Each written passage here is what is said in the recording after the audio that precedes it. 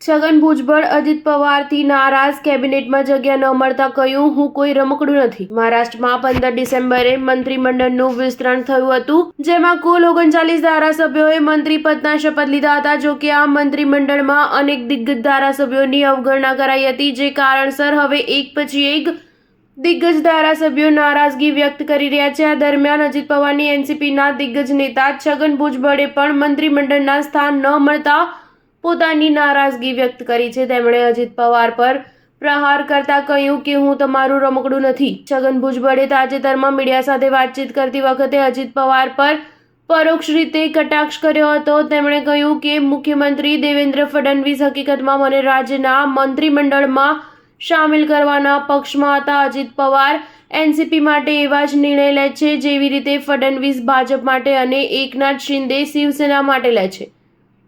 છગન ભુજબળે કેબિનેટમાં સામેલ ન કરવા પાછળનું કારણ મરાઠા કાર્યકર મનોજ જરાંગે સાથેની તેમની મુલાકાતને ગણાવ્યું છે। તેમણે કહ્યું કે હું મનોજ જરાંગેને મળ્યો હતો, તેથી મને કેબિનેટમાંથી બહાર કાઢવામાં આવ્યો છે। કેબિનેટમાં સામેલ ન થવાથી હું નારાજ નથી, પરંતુ અપમાનિત અનુભવી રહ્યો છું। ભુજબળે પ્રહાર કરતા કહ્યું કે પક્ષ તરફથી મને મે 2024માં યોજાયેલી લોકસભાની ચૂંટણી લડવાનું કહેવામાં આવ્યું હતું, પરંતુ પછીથી મને ટિકિટ જ નહોતી અપાઈ।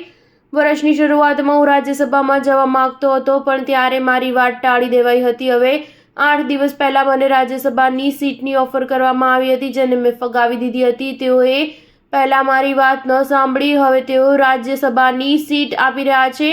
મેં સ્પષ્ટ કહી દીધું કે હું તમારું કોઈ રમકડું નથી। સ્ટાર ન્યૂઝ 7 હંમેશા સચ્ચાઈની સાથે।